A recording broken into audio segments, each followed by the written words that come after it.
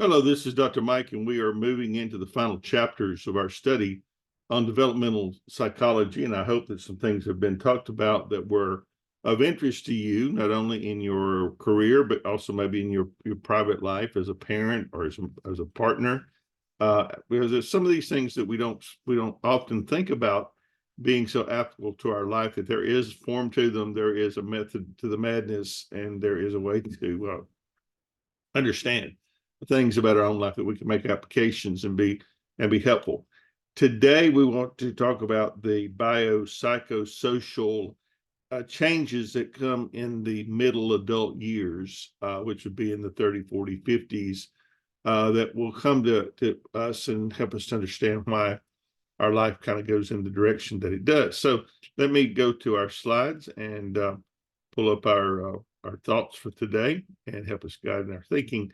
But as you move forward, think about all the things we've talked about, quite a lot of stuff. And but it's also very good for us to kind of reflect and think back on these things going forward, because they're very much a part of our everyday life. And so hopefully this will be a help to you. So in this chapter, we want to be able to describe the physical changes and the health that comes in middle adulthood, describe the role of development in learning, expertise, intelligence, because we still continue to learn throughout the lifespan, and we still our intelligence continues to grow, or it should. And also to describe the stability and change in personality that happens in middle adulthood. And then, of course, we'll talk about family life that comes along with that. So first of all, let's talk about physical changes and health in general. I think we've already said that we have made the point that our best years were in the 20 to 30 range. Usually that is your optimal healthy years. The one thing that is important is that the things you do during those years will also determine how well you are in the later years. So whatever you're sowing now, you'll reap then. So keep that in mind as far as abusing your body, as far as not getting enough sleep, as far as drinking, drugs, all those kind of things will come back to haunt you in those later years. Middle age is commonly considered to start at 40. People begin to notice wrinkles, you notice gray hair, you notice you're going bald. Male pattern baldness is a genetic trait that involves in progressive hair loss across the lifespan. Most people gain weight between their 30s and the middle 50s due to a slower metabolism. Your body does not work quite as well at metabolizing things as it does. Of course, a lot of things affect that. A lack of exercise. These are your major career years where you're working more and have less time to exercise, to eat right. But if you stayed by that discipline, it certainly would help you in your later years. People react to these changes their reaction may vary. Some try to hide them, others try to accept them, some even celebrate them. Some people dye their hair, some people celebrate their gray hair. So basically, there's a lot of different ways that people go about meeting those middle years, and for some it's more depressing than others. In those years, there's also a change in joints and bones. Your skeletal maturity is when your bone mass and your skeletal development are at their peak, usually age 18 for women, 20 for men. Bone mass decreases around menopause in women, and then later in life for men. And osteoporosis, which is a disease in which bones become porous and break easily, happen in later years, but it's more common in women, especially in non-Latina women, white women, Asian women. They're much more likely to get osteoporosis than other subgroups. The risk factors include smoking, high protein diet, excessive use of alcohol, caffeine, sodium, taking certain medications. All those things will have their effect on osteoporosis. Calcium and vitamin D supplements and exercise can slow that rate of bone loss, but surprisingly, I think it's like 75% of Americans have low vitamin D throughout their lives. And so if that's not addressed, it will make the osteoporosis much more much more, visible.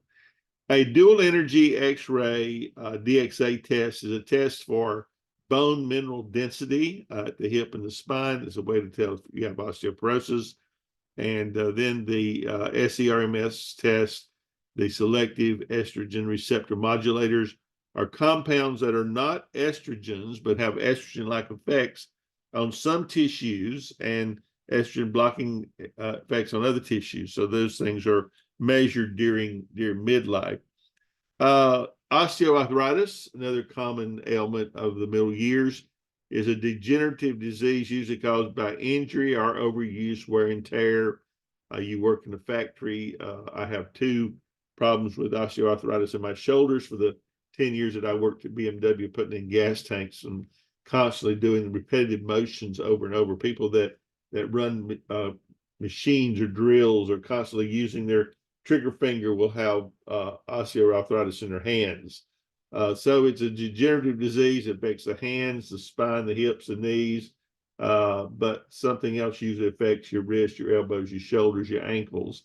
It's treated with steroids, anti-inflammatory drugs, non-stressful exercise, diet. The drug part of that is not always a good thing. And surgical interventions may be the option if medications don't provide relief. The doctors tell me that I need surgery on my shoulder because I have a bone spur from that. Rheumatoid arthritis, very destructive, slowly developing joint disease of the joints, causes a lot of pain, a lot of swelling. Medications can be anti-rheumatic drugs and anti-inflammatory drugs like aspirin. Surgery interventions may happen if medications don't help. I have a friend who just had an ankle replacement, which is fairly new. And believe me, it was no picnic in the park because of where it took him 6 months to ever be able to walk again. So there are some that are quite debilitating. Knee replacements, hip replacements are quite common. They've got those down pretty much to a science now, but still pretty traumatic on the body. Any surgery, I jokingly we talk about major surgeries and minor surgeries, and I jokingly say that any surgery on me is major surgery. So it depends on whether it's on you or someone else.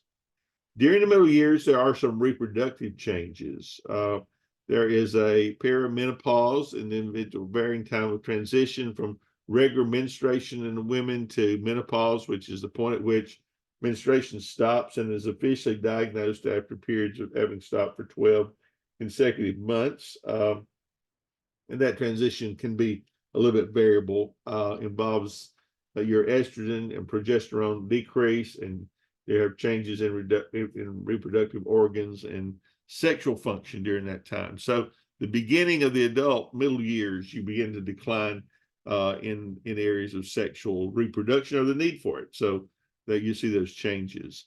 Symptoms vary from none. Some people have very little to many, but most experience some of those.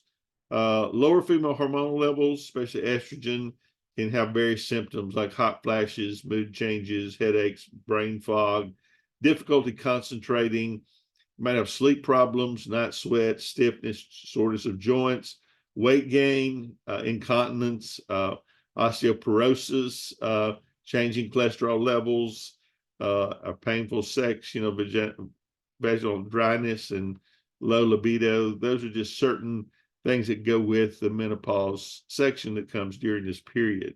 There's various treatments. Low dose estrogen sometimes is prescribed, maybe it's combined with progestin, which is a synthetic form of progesterone. There have been other things that have been claimed to work. They haven't really proven that, but the many natural cures also are mentioned for different of these ailments. As far as men are concerned, the prostate gland will enlarge during the middle years, become stiffer, may block your urinary tract, making it hard to urinate, and testosterone levels gradually will decline. There are fewer sperm over time. Quality declines with negative implications for fertility and reproduction. As sperm decrease, the likelihood of pregnancy is also declines. Older men report less need to ejaculate, need for longer stimulation to achieve erection, all these things. Of course, you have drugs on the market now for erectile dysfunction, trying to keep men more active as they get older. But those do have side effects with them as well. Another important point of this period will be stress, and stress has a great deal to do with your health, your wellness. Stress is an appraisal of events as exceeding resources, and they negatively affect your well-being. Now, that statement basically says that stress goes beyond your abilities to do something, and it will hurt your body.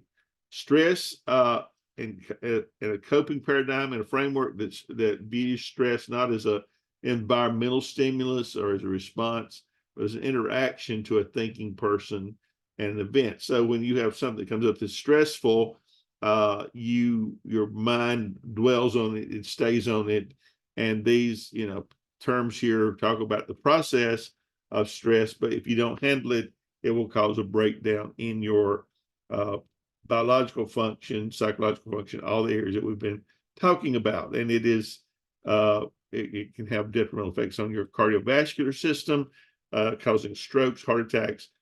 But coping is an attempt to deal with stressful events. So some of it may be emotional. You have to deal with feelings. Some of it may be problem focused. You have to tackle a problem head on. Your Internal Revenue sends you a letter that you owe $50,000. Well, the first response to that would be stress and ongoing stress until it is fixed. It's so funny that you might get a letter in your mailbox today from something like the Internal Revenue, and before you get it open and figure out what it's about, you already feel that stress coming on. That, oh my God, what's this? And you don't want a letter from Internal Revenue. You'll take one from anybody but them. So that's the problem. It raises your defenses. It raises everything in your body. It puts your heart on the line. It puts your lungs, your brain, everything. And so it is really an issue. So coping with stress and how you keep that down is a major deal. So effect, if stress is short, it probably won't have much effect. If it is continuous or chronic, that will change that. It may have more effect. Perceived stress is related to brain structures. One of the most serious consequences of chronic stress is that it increases the level of your LDL, your bad cholesterol, which has significant negative consequences.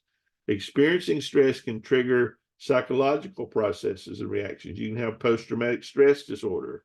After my mother died, I moved to Colorado for 2 years to stay with a friend who had come back from Afghanistan on a tour and had PTSD really badly.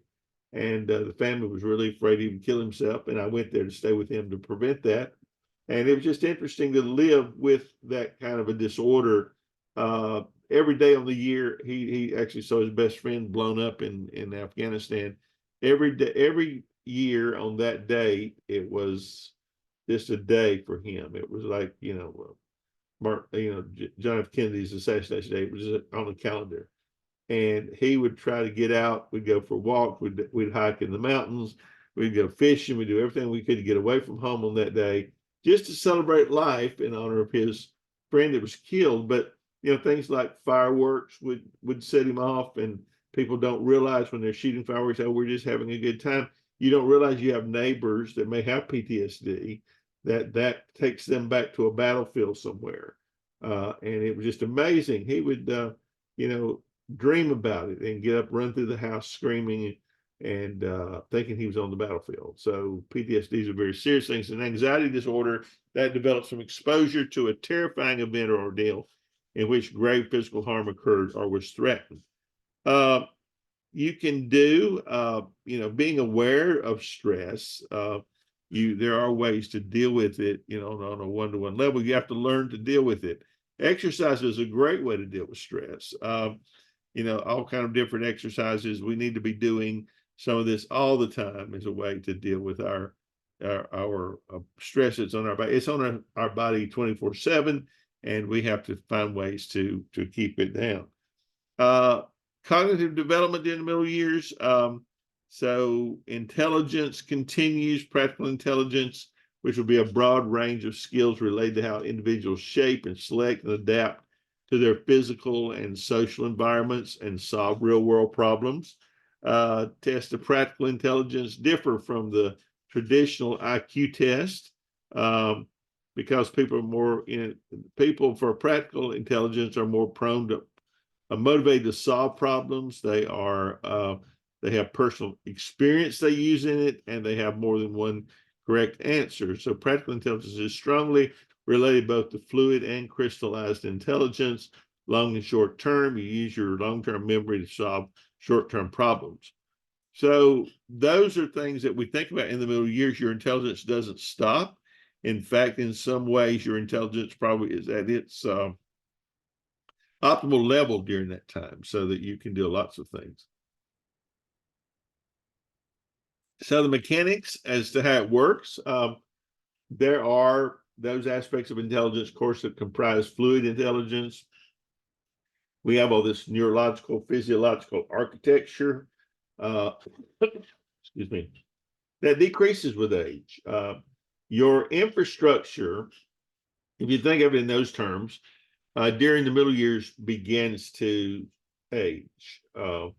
We talk about our bridge and road system in the country being infrastructure, and bridges now are beginning to crumble because they were built in the 50s. And so we haven't done much to keep them up, and we haven't done a whole lot to sustain them. And so now they're falling down. Our bodies are the same way. If we don't do a lot to keep it up, it's going to fall down. And so the adult years are when we begin to see some of this architecture begin to fade on us. It's not quite like it was when we were 20, certainly not like it was when we were 15 or 12. And so that's an important thing to remember. You need to keep up the architecture if you expect it to keep up the brain that you have in this body. Many times the body just kind of falls away from your brain, your intelligence, and you're still, still viable, still, thinking and doing whatever. Your body just can't do what it used to do.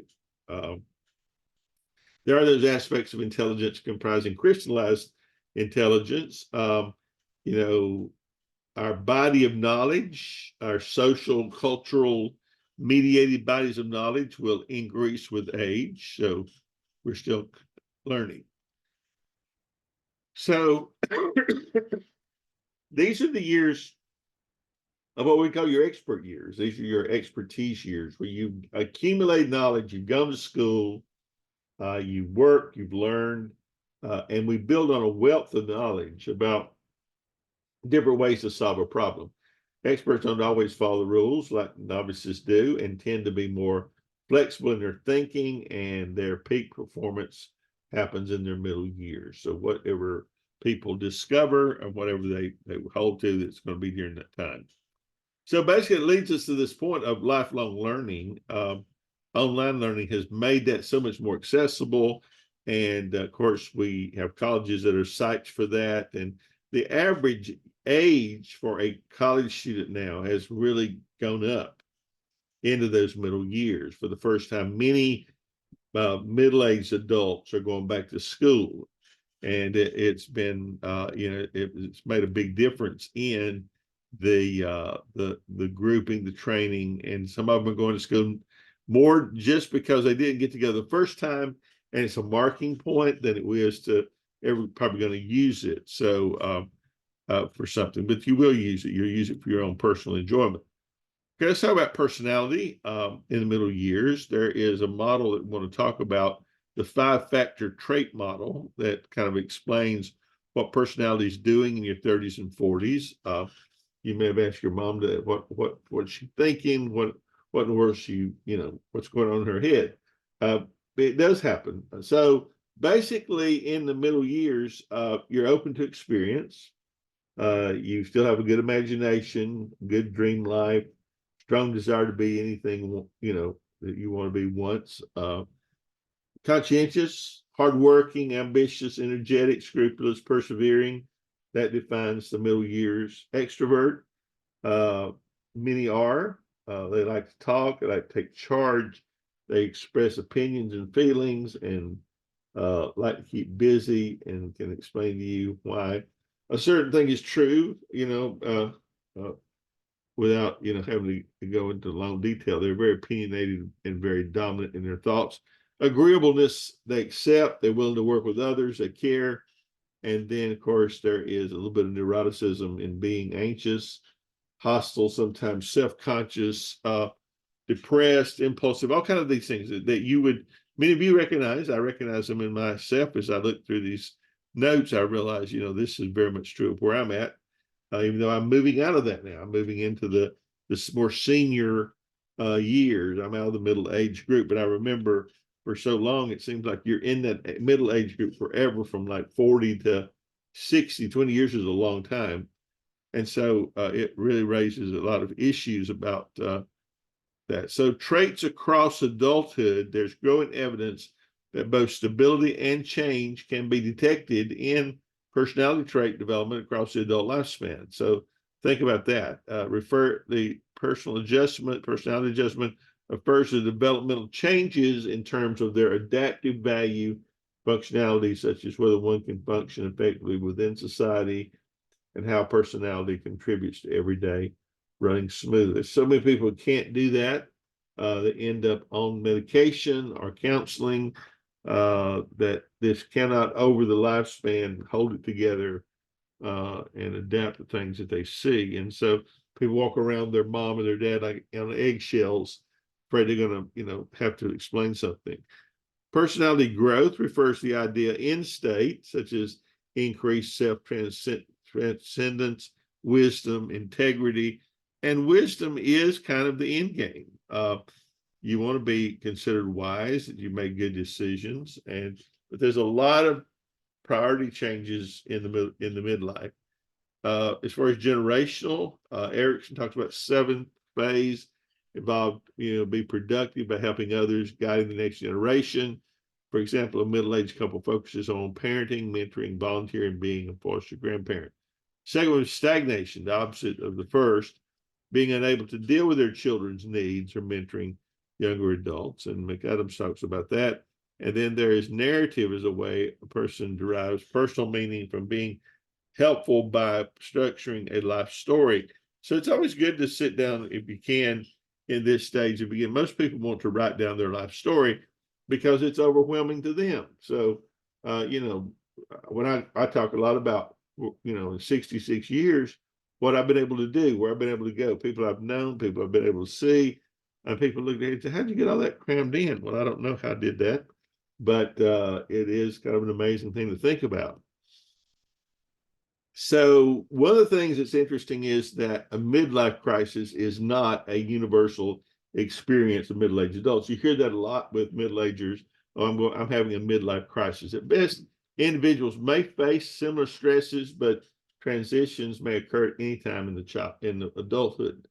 A midlife correction happens. Some people evaluate their goals and dreams and make the necessary adjustments. It takes a lot of brave people to change their direction because that's not the normal thing to do. And it's against the idea. People hate change. And so anything against change is something that they don't particularly care for. They've done a lot of studies with women's health and different things of that nature, trying to determine how these things happen. And it's pretty interesting. So what does family dynamics look like in the middle age? We got, all kind of different things and different cultures that bring things to bear in lives. The kin keeper is a person who gathers a family together for celebrations. That's usually your grandmother. When she's gone, that really ends. The sandwich generation is the middle-aged adults who are caught between caring for their aging parents and their children. And so it's really interesting, but family dynamics change greatly. Once you begin to lose the aged parents and grandparents, then the family really does kind of come apart. Being a grandparent is supposedly a great honor, not one I would know anything about, but one that most people seem to enjoy. My mother said if you have wonderful grandkids, well, she'd have waited and had them first. But a lot of grandparents raising their grandchildren, which is really kind of sad, but So I hope you will think through this section, and you may not be there yet, but you're going to be. So it's always helpful to see what that's going to look like. And I hope in all of these, you'll take some time to think about each one of these generational markers in the lifespan and what that's like and what they go through. And then look at life itself and see if there's some changes that you need to make early to be ready for that. Because change is coming. The only thing constant about this world is change. And if you don't like it and don't appreciate it, it's going to be that much harder for you. So it's so much easier just to embrace it and say, yes, I can't help being 45, but I'm certainly not going to off myself just to meet that quote and make the devil happy. I'm going to stay here and work through and learn how to be the person that God wants me to be. There's a really good book that I enjoy called The Making of the Man of God, on the life of David, about that, and how that David went out to be a shepherd and what he learned. And it was really, really good. Okay, guys, we'll see you tomorrow. Take care and have a great day. And come back tomorrow. We'll start wrapping things up a little more. Thank you.